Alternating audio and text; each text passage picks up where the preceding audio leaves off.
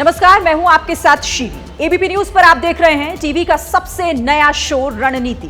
पटना में छात्रों पर हुए लाठीचार्ज से जहां छात्र संगठनों में गुस्सा है, वहीं इस पर राजनीति भी मुखर है, क्योंकि जो छात्र पिछले कई दिनों से शांतिपूर्ण तरीके से प्रदर्शन कर रहे थे, उन पर कल पुलिस ने न सिर्फ लाठीचार्ज किया, बल्कि सर्द रात में उनके ऊपर वाटर कैनन से प्रहार भी किया।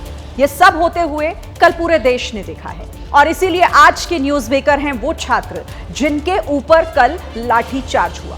लेकिन सवाल यहां यह है कि उन छात्रों के इन आंसुओं का जिम्मेदार कौन है। और इसी बीच दिल्ली की राजनीति से पहले आपको एक बड़ी खबर बता देते हैं, और खबर इस बीच ये है कि एलजी ने एक चिट्ठी लिखी है, जिस चिट्ठी को लेकर विवाद हो सकता है। दिल्ली के एलजी ने सीएम आतिशी को चिट्ठी लिखी। 2.5 साल में पहली बार सीएम को काम करते देखा। पूर्व सीएम के पास एक भी विभाग नहीं है। पूर्व सीएम फाइलों पर साइन नहीं करते थे। पूर्व सीएम ने आपको अस्थायी सीएम कहा। यह कहना आपत्तिजनक और अपमानजनक है। तो दिल्ली के एलजी ने सीएम आतिशी को चिट्ठी लिखी और उसमें इन तमाम बातों का जिक्र कि 2.5 साल में पहली बार सीएम को काम करते हुए देखा। पूर्व सीएम के पास एक भी विभाग नहीं था। पूर्व सीएम फाइलों पर साइन नहीं करते थे। और आखिर इस चिट्ठी का मतलब क्या है, इसके मायने किस तरीके से निकाले जाएं? क्या ये एक तरीके से किसी तरीके की रणनीति तो नहीं, ये आपसी झगड़े की तरफ क्या ये जो चिट्ठी है वो ले जाती हुई दिखाई देगी? ये एक तरह से क्या उसी की कोशिश तो नहीं है? तो बड़ी खबर है इस वक्त की है, एलजी की तरफ से एक चिट्ठी लिखी गई जिसमें तमाम बातों का जिक्र किया गया है। मुख्यमंत्री को ये चिट्ठी दिल्ली के एलजी ने लिखी है, जिसमें यह कहा है कि 2.5 साल में ऐसा पहली बार हुआ जब मुख्यमंत्री को काम करते हुए देखा गया। इस खबर पे बात करने के लिए हमारे संवाददाता बलराम पांडे इस वक्त हमारे साथ जुड़ गए हैं। सीधे उनसे बात करते हैं। बलराम, ये चिट्ठी एलजी की मुख्यमंत्री आतिशी को, इसे किस तरीके से देखा जाए, क्योंकि वो इसमें साफ ये कह रहे हैं कि पहली बार ऐसा 2.5 साल में हुआ है जब सीएम को काम करते देख रहे हैं।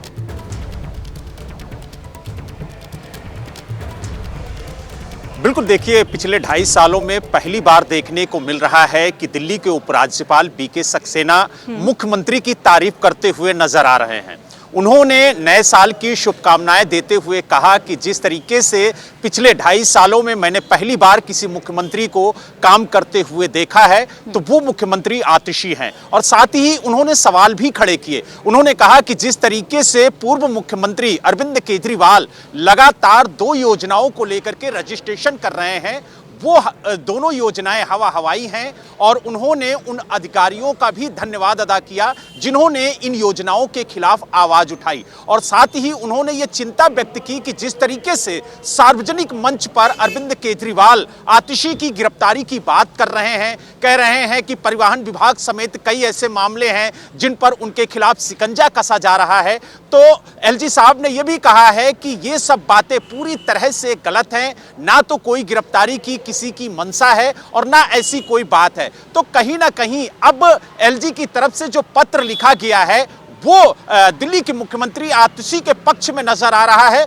लेकिन कहीं ना कहीं इस पत्र के माध्यम से उन्होंने अरविंद केजरीवाल पर सवाल जरूर खड़े किए हैं। हालांकि अब देखने वाली बात यह होगी कि दिल्ली के मुख्यमंत्री की तरफ से इस पत्र का जवाब किस तरह से। यहाँ पर हम वो लेटर दिखा रहे हैं इस वक्त जो एलजी की तरफ से लिखा गया है सीएम आतिशी को। ये एक्सक्लूसिव उस लेटर की कॉपी जो इस वक्त आप देख रहे हैं, और इसी में इस बात का जिक्र किया गया है, मौजूदा मुख्यमंत्री यानी कि आतिशी का इसमें जिक्र, तारीफ करते हुए, लेकिन पूर्व मुख्यमंत्री के कामकाज का भी जिक्र कि पहले हमने कभी 2.5 साल में मुख्यमंत्री को काम करते हुए नहीं देखा। पूर्व सीएम के पास एक भी विभाग नहीं था, फाइलों पर साइन नहीं किया करते थे, और इन्हीं तमाम बातों को लेकर अब कई सवाल भी हैं। बलराम, मैं एक बार फिर से आपके पास आती हूँ। आप जिस तरह से इस चिट्ठी को हम देख भी पा रहे हैं, इसमें मौजूदा मुख्यमंत्री की तारीफ, लेकिन पूर्व मुख्यमंत्रियों की खामियों को भी गिनाते नजर आए, तो इसका कहीं ऐसा तो नहीं इसका इशारा किसी दूसरी तरफ है? क्या मायने आपके मुताबिक इसके?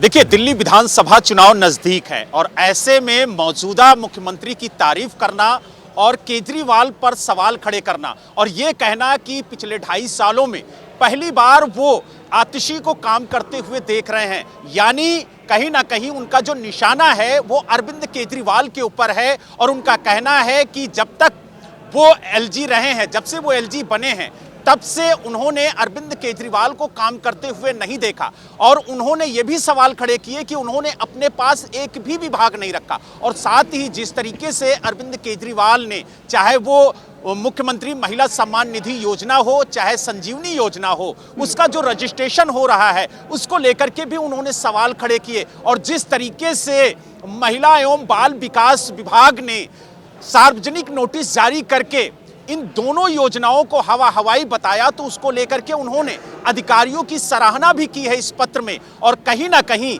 इन दोनों योजनाओं को लेकर के मुख्यमंत्री को अवगत कराने की भी कोशिश एलजी की तरफ से की गई है। हालांकि ये पत्र कई मायने में कई सवाल भी खड़े करता है और कई बातों की तरफ इशारा भी करता है। तो ऐसे में सवाल उठता है कि आखिरकार इस पत्र को लेकर के अब दिल्ली की मुख्यमंत्री आतिशी किस तरह से अपना जवाब दिल्ली के उपराज्यपाल बीके सक्सेना को देती हैं। और सबसे बड़ी बात यह है कि जिस तरीके से उन्होंने आतिशी का एक तरीके से कहा जाए उनके कार्यों की सराहना की है, उसको लेकर के आम आदमी पार्टी की तरफ से क्या कहा जाता है। क्योंकि इस पत्र में आतिशी की तो सराहना हो रही है, लेकिन केजरीवाल के कामकाज को लेकर के सवाल भी खड़े किए जा रहे हैं। और साथ ही जब मुख्यमंत्री अरविंद केजरीवाल थे तो उनके कामकाज को लेकर के एलजी बीके सक्सेना ने सवाल खड़े किए और कहा कि एक भी विभाग उन्होंने अपने पास नहीं रखा, एक भी फाइलों पर उन्होंने साइन नहीं किए। लेकिन जिस तरीके से आतिशी काम कर रही हैं, जिस तरीके से वो विकास के कार्यों की फाइलें साइन कर रही हैं, उसको लेकर के उन्होंने सराहना भी की है। लेकिन अब देखने वाली बात यह होगी कि क्या अरविंद केजरीवाल को लेकर के जो एलजी की तरफ से निशाना साधा जा रहा है उस पर आतिशी का क्या बयान आता है और किस तरीके से वो इस पत्र का जवाब देती हैं। क्योंकि कहीं ना कहीं अरविंद केजरीवाल पर यह पत्र निशाना साधता हुआ नजर आ रहा है और आतिशी की बढ़ाई और उनकी सराहना करता हुआ नजर आ रहा है। अब ये बहुत महत्वपूर्ण होगा कि आम आदमी पार्टी इस पर किस तरीके से रिएक्ट करती है। लेकिन दिल्ली की राजनीति में ये तूफान लाने वाला पत्र है, ये वो चिट्ठी है जो आम आदमी पार्टी किस तरीके से अब इसे देखती है, वो उसकी मुश्किलें कहीं ना कहीं जाहिर तौर पर बढ़ाएगी। क्योंकि देखिए, दिल्ली विधानसभा चुनावों की तैयारी में अरविंद केजरीवाल जुटे हुए हैं, जी तोड़ से मैदान में है, चुनावी मैदान में। लेकिन इसी बीच एलजी का ये पत्र ये कहते हुए कि 2.5 साल में पहली बार वो किसी सीएम को काम करते हुए देख रहे हैं, अरविंद केजरीवाल की खामियों को सीधे सीधे उजागर करती हुई ये चिट्ठी, जिसमें उन्होंने ये तक कहा कि पहले तो साइन भी नहीं होते थे फाइलों पर। और उन्होंने ये भी कहा कि पूर्व सीएम ने आपको अस्थाई सीएम कहा, ये आपत्तिजनक था, ये अपमानजनक है। तो पूर्व सीएम और मौजूदा सीएम, इन दोनों का जिक्र करते हुए ये चिट्ठी एलजी ने लिखी है मुख्यमंत्री आतिशी को।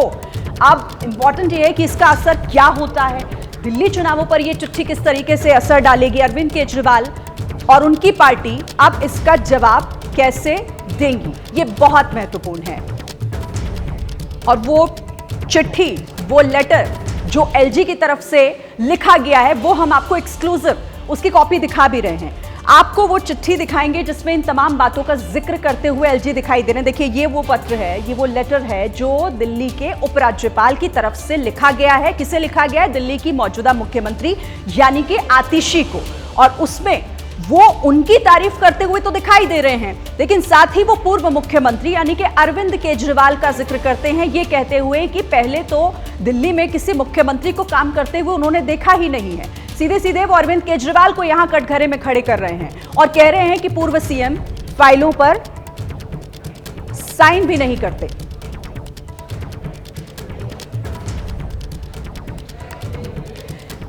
तो बड़ी खबर है और इस पर नजर हमारी लगातार रहेगी। बलराम, आप नजर बनाकर रखिएगा। फिलहाल बहुत शुक्रिया इस तमाम जानकारी के लिए।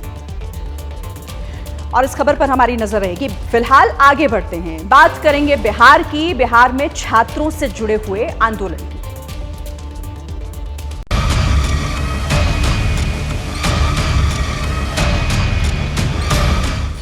टीवी स्क्रीन पर दिख रही ये 3 तस्वीरें रविवार को पटना में बीपीएससी के छात्रों पर पुलिस की तरफ से किए गए लाठीचार्ज और सर्द रात में वाटर कैनन के किए गए हमले का रिएक्शन है। आरा में छात्र संगठनों का गुस्सा फूटा तो उन्होंने पटना से बक्सर जा रही पैसेंजर ट्रेन को बंधक बना लिया।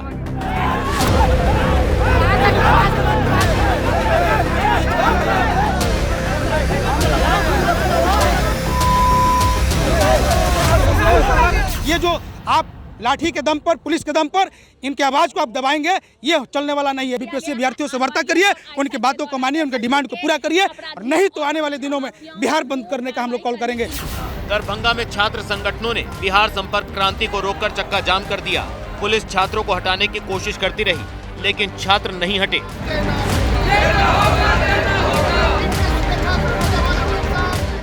सुपौल में NH 327C को जाम कर दिया और जमकर नारेबाजी की।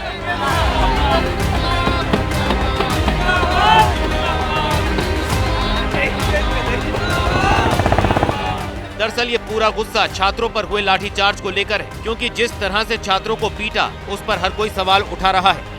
छात्र पिछले कई दिनों से 13 दिसंबर को हुई परीक्षा को रद्द करने की मांग कर रहे थे, लेकिन कल शाम जिस तरह से छात्रों पर पुलिस लाठीचार्ज हुआ और उन्हें वाटर कैनन से निशाना बनाया गया, उससे मामला और ज्यादा गर्मा गया है। इस बीच घायल छात्रों का एक वीडियो सामने आया है, जिसमें घायल छात्रों को PMCH अस्पताल में बेड से हटाकर जमीन पर लेटाया जा रहा है। ये बेड हमें जब मिल रही थी अभी, वो बेड पूरा पानी से भीगा हुआ बेड था। जब हमने आवाज उठाई तो उस बेड को बदला गया, उसके बाद ये बेड लेके आया गया है। बताइए, ये स्थिति है यहाँ की, शर्म करो। ये वीडियो प्रशांत किशोर की मीडिया टीम ने जारी किया। हालांकि लाठीचार्ज की घटना के बाद से खुद प्रशांत किशोर भी छात्रों के निशाने पर हैं। उधर पुलिस ने जन सुराज के नेता प्रशांत किशोर समेत 21 नामजद और 700 अज्ञात पर केस दर्ज किया है। देखिए, बिहार लोक सेवा की जिस 70वीं संयुक्त प्रारंभिक परीक्षा को लेकर इतना हंगामा हो रहा है, आखिर ये पूरा विवाद क्या है, आपको समझाने की कोशिश करते हैं। क्या है आखिर बीपीएससी परीक्षा विवाद? देखिए, इस परीक्षा का विज्ञापन सितंबर 2024 में जारी हुआ था। ये परीक्षा 2031 पदों के लिए थी, जिसके लिए 4,83,000 अभ्यर्थियों ने आवेदन किया था और 3,25,000 अभ्यर्थियों ने परीक्षा दी। लेकिन 13 दिसंबर को पटना के बापू सेंटर में हंगामा हो गया। अभ्यर्थियों को प्रश्न पत्र मिलने में थोड़ी देरी हुई और इसे लेकर सेंटर पर जमकर हंगामा हुआ था, जिसके बाद बीपीएससी ने उस सेंटर पर फिर से 4 जनवरी को परीक्षा करने का ऐलान किया। लेकिन छात्र पूरी परीक्षा फिर से कराने की मांग कर रहे हैं। लेकिन जो कुछ कल हुआ उसने मामला और गर्मा दिया है। इसके बाद अब इस मामले पर अभी ताजा अपडेट क्या है, इसके लिए आपको सीधे लिए चलते हैं। मेरी सहयोगी निधि श्री जहां हमारे साथ जुड़ गई हैं। निधि श्री, अब मुख्य सचिव से भी मुलाकात हो चुकी है। छात्र लेकिन अभी भी इंतजार कर रहे हैं, क्योंकि उनकी एक ही मांग है कि उनकी मांगों को पूरा किया जाए। अभी क्या ताजा अपडेट इस पर?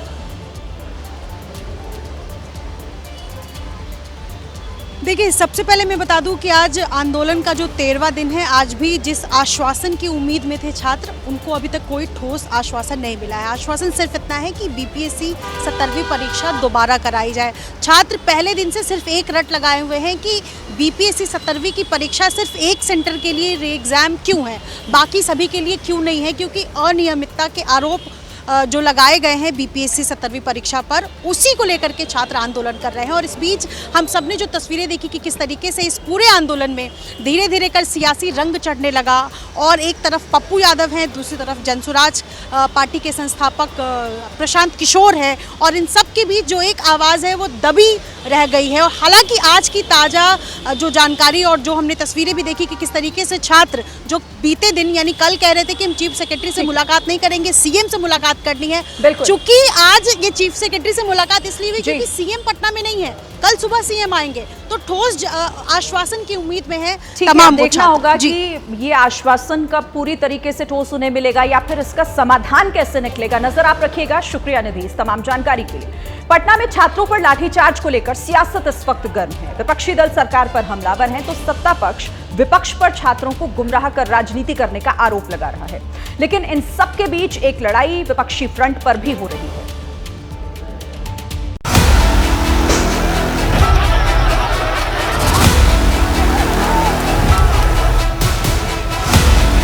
बिहार में छात्रों पर हुए लाठीचार्ज के बाद सियासत उबाल मार रही है।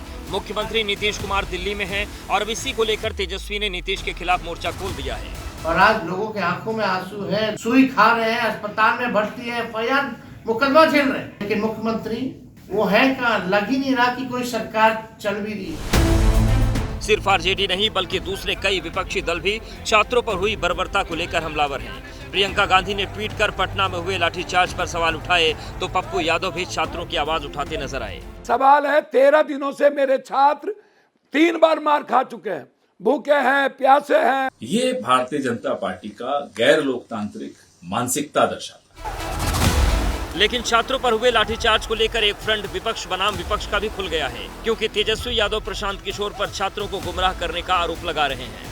लोग बोलते थे कि हम लाठी खाएंगे सबसे पहले, और सबसे पहले वही निकल के फरार हो गए। जब ये आंदोलन शुरू हुआ, प्रशांत किशोर तो नहीं गए थे, तेजस्वी जी गए थे, वही उसका नेतृत्व करते, हमें कोई दिक्कत नहीं है। जेडीयू विपक्ष पर छात्रों को ढाल बनाकर सियासी रोटी सेकने का आरोप लगा रही है। जिस तरह से विपक्ष के नेताओं के द्वारा उकसाया गया, बेहद शर्मनाक और दुर्भाग्यपूर्ण है। चाहे वो प्रियंका गांधी वाड्रा हो, चाहे वो तेजस्वी यादव हो, चाहे वो प्रशांत किशोर हो। आपको राजनीतिक श्राप लगेगा, क्योंकि आप उन बच्चों की भावनाओं के साथ खिलवाड़ किया। वहीं सुबाल मार्थी सियासत के बीच राज्यपाल राजेंद्र विश्वनाथ और बीपीएससी के अध्यक्ष परमार रवि के बीच एक बैठक हुई, जिसमें क्या बात हुई ये बाहर आकर बीपीएससी अध्यक्ष ने नहीं बताया, लेकिन उनके चेहरे को देखकर इस बात का अंदाजा लगाया जा सकता था कि वो भारी दबाव में थे। और इसी के साथ रणनीति में एक छोटा सा ब्रेक ले रहे हैं, लौटेंगे तो आपको बताएंगे नए साल में फतवा किसने जारी किया। छोटे से ब्रेक के बाद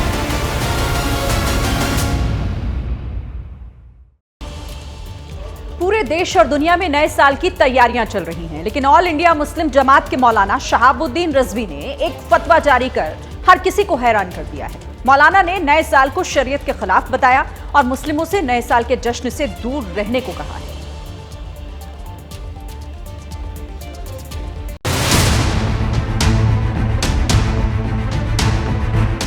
कल नए साल का जश्न पूरी दुनिया में मनाया जाएगा, कार्यक्रम आयोजित होंगे और लोग एक दूसरे को बधाई देंगे। लेकिन अगर कोई मुस्लिम नए साल का जश्न मनाएगा तो वो गैर इस्लामिक माना जाएगा। ये बात हम नहीं कह रहे। बरेली के चश्मे दारुल इफ्ता के हेड मुफ्ती और मुस्लिम जमात के अध्यक्ष मौलाना शहाबुद्दीन रजवी बरेलवी कह रहे हैं, जिन्होंने एक फतवा जारी कर मुस्लिमों से नए साल का जश्न न मनाने की अपील की है।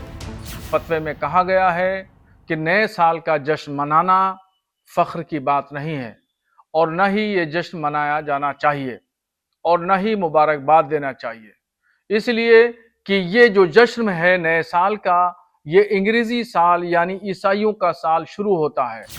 मौलाना शहाबुद्दीन रजवी बरेलवी का ये फतवा सियासी गलियारों में चर्चा का विषय बना हुआ है। अपने घर में बैठ करके कोई भी फतवा जारी कर सकता है। वो ऐसे अध्यक्ष बहुत सारे देश में घूम रहे हैं, वो कुछ भी फतवा जारी कर सकते हैं। देखना ये होगा कि उनके फतवे को मानते कितने लोग हैं। मौलाना मुफ्ती Shahabuddin Razvi Barelvi all India Muslim Jamaat के राष्ट्रीय अध्यक्ष हैं और अपने ऐसे फतवों और बयानों को लेकर काफी चर्चा में रहते हैं। लेकिन बड़ी बात यह है कि इस बार उनके फतवे को समाजवादी पार्टी भी सही बता रही है। आदमी की 1 साल उम्र कम हो जाती है, मुल्क जो आगे जा रहा है, हमें इस पे जो है इस तरह का निकलना, शराब पीना, नाचना गाना नए साल में होता क्या, ये सब चीज़ होती है। नहीं, इस्लाम इन चीज़ों को सख्ती के साथ मना करता है और वहाँ शराब पीने जाकर लड़की लड़के एक साथ नाचे वहाँ पर, तो ये चीज़ें नाजायज़ है इस्लाम में, इसलिए उन्होंने कहा इस बातों को। लेकिन सवाल बड़ा है कि शहाबुद्दीन रजवी बरेलवी के इस फतवे को मुस्लिम लड़के लड़की कितना सीरियस लेते हैं। देखिए, दिल्ली के चुनावी दंगल की शुरुआत से ही आम आदमी पार्टी एक के बाद एक ऐसे ऐलान कर रही है जिससे विरोधियों के खेमे में खलबली मची हुई है। आज अरविंद केजरीवाल ने पुजारी ग्रंथी योजना का भी ऐलान कर दिया और इसका शुभारंभ कल कनॉट प्लेस के हनुमान मंदिर से किया जाएगा।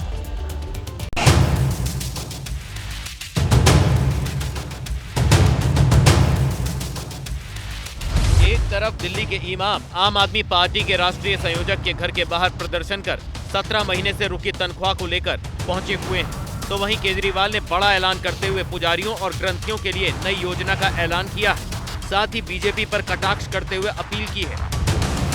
महिला सम्मान को रोकने की कोशिश की, उन्होंने संजीवनी योजना रोकने की कोशिश की, रोक नहीं पाए। इस तरह से ये कम से कम पुजारियों और ग्रंथियों की योजना को रोकने की कोशिश ना करें। पुजारी ग्रंथी सम्मान योजना 18,000 रुपए प्रति माह, मंगलवार से रजिस्ट्रेशन, कनॉट प्लेस के हनुमान मंदिर से शुरुआत। इस योजना में पैसा कहां से आएगा, तो इसका जवाब भी आम आदमी पार्टी के पास है। अरविंद केजरीवाल जो है वो फाइनेंशियल मैनेजमेंट जानते हैं। पुजारियों और ग्रंथियों के काम के लिए तो पैसे की कमी किसी समाज में होनी ही नहीं चाहिए। केजरीवाल के ऐलान पर विपक्षी दलों ने पलटवार किया है।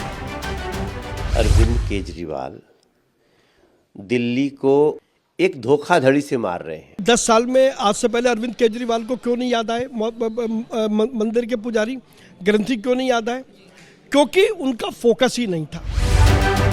दूसरी ओर इमाम एक हफ्ते में लगातार तीसरी बार केजरीवाल से मिलने पहुंचे। अगर किसी वजह से इन्होंने हमारी सैलरी इलेक्शन से पहले नहीं दी तो यकीनी तौर पर हम इलेक्शन में भी इनके खिलाफ कैंपेनिंग करेंगे। दिल्ली सरकार उन्हें सैलरी देने का आश्वासन दे रही है। पंजाब के करीब 180 टीचर भी पुराने वेतन की मांग के साथ गुलाब के फूल लेकर केजरीवाल के घर पहुंचे थे। संभल में जहां एक तरफ मंदिरों की नई नई खोज हो रही है, तो वहीं 24 नवंबर को हुई हिंसा के बाद सियासत भी एक नए दौर में पहुंच गई है। आज समाजवादी पार्टी के नेता हिंसा में मारे गए लोगों के परिवार वालों से मिलने पहुंचे थे।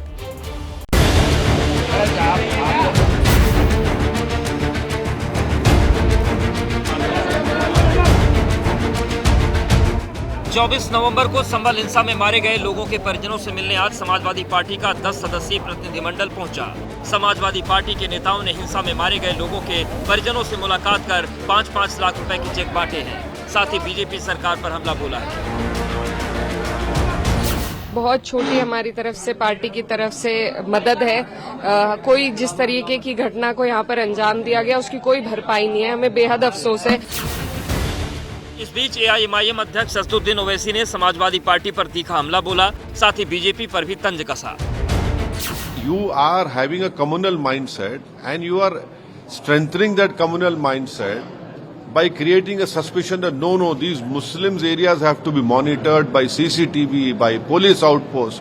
But what about the killings of those 5 innocent Muslims? जबकि बीजेपी भी अपने विरोधियों पर पलटवार कर रही है। ये ओवैसी बंधुओं को डर क्यों लगता है? पुलिस से डर तो केवल अपराधियों को लगता है, आरोपियों को लगता है। ये ओवैसी साहब ने क्या अपराध किया है जिसकी वजह से उन्हें पुलिस से डर लगता है? जहां संभल हिंसा के बाद नेताओं को नई सियासी जमीन दिखी है, वहीं दूसरी ओर संभल में शाही जामा मस्जिद के ठीक बाहर माता के मंदिर का दावा भी सामने आ गया है।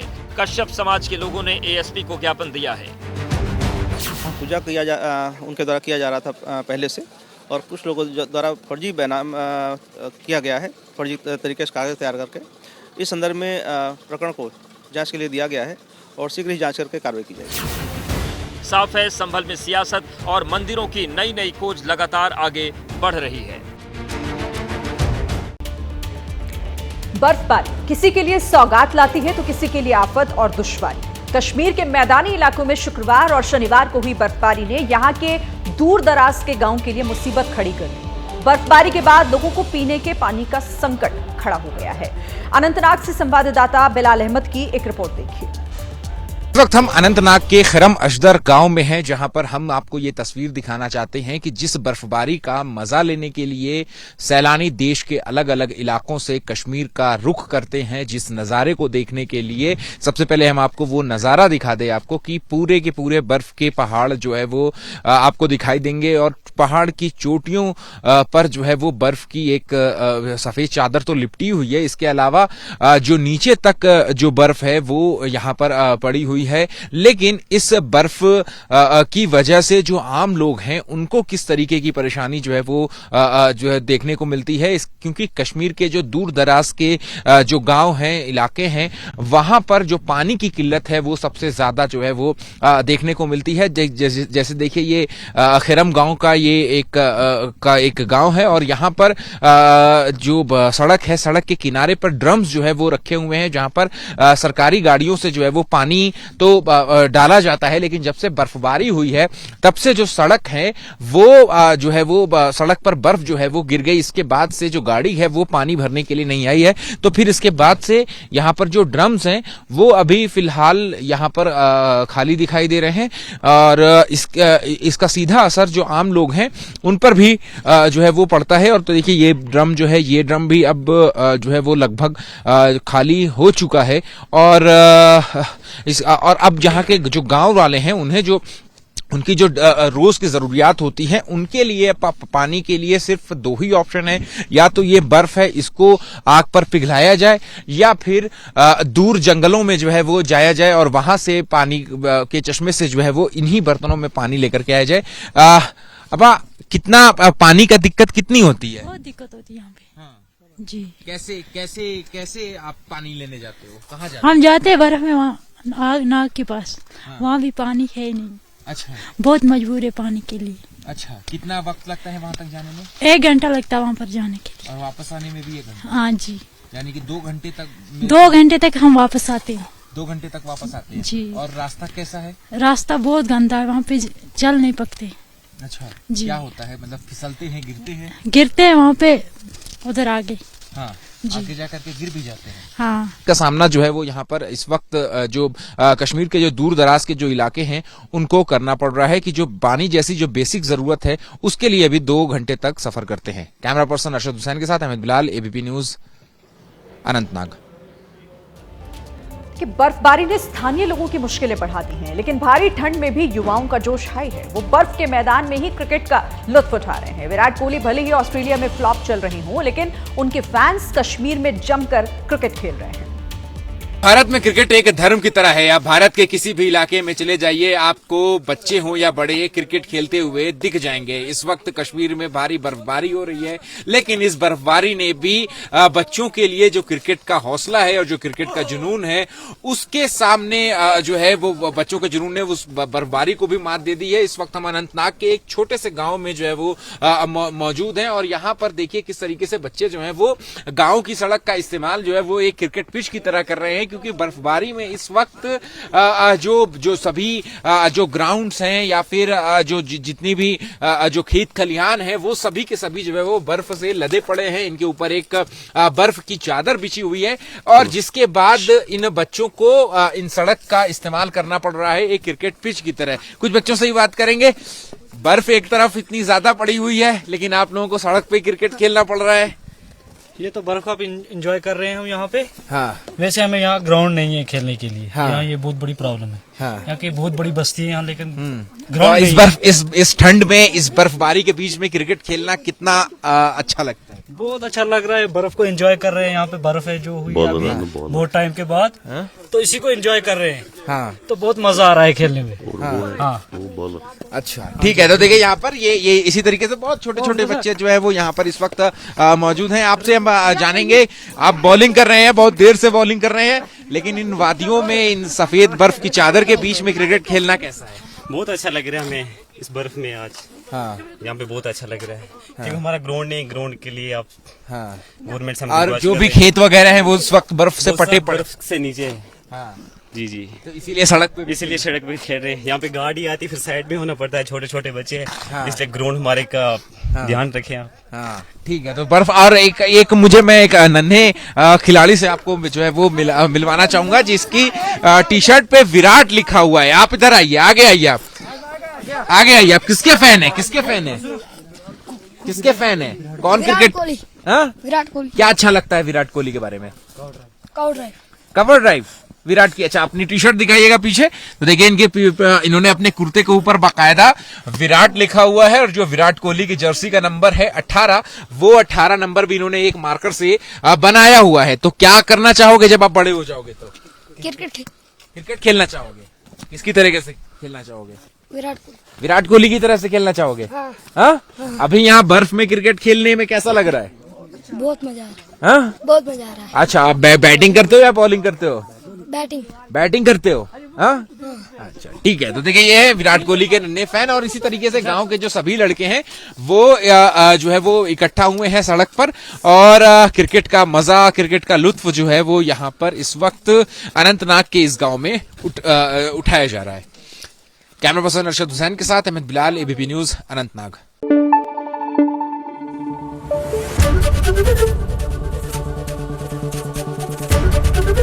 एबीपी न्यूज आपको रखे आगे।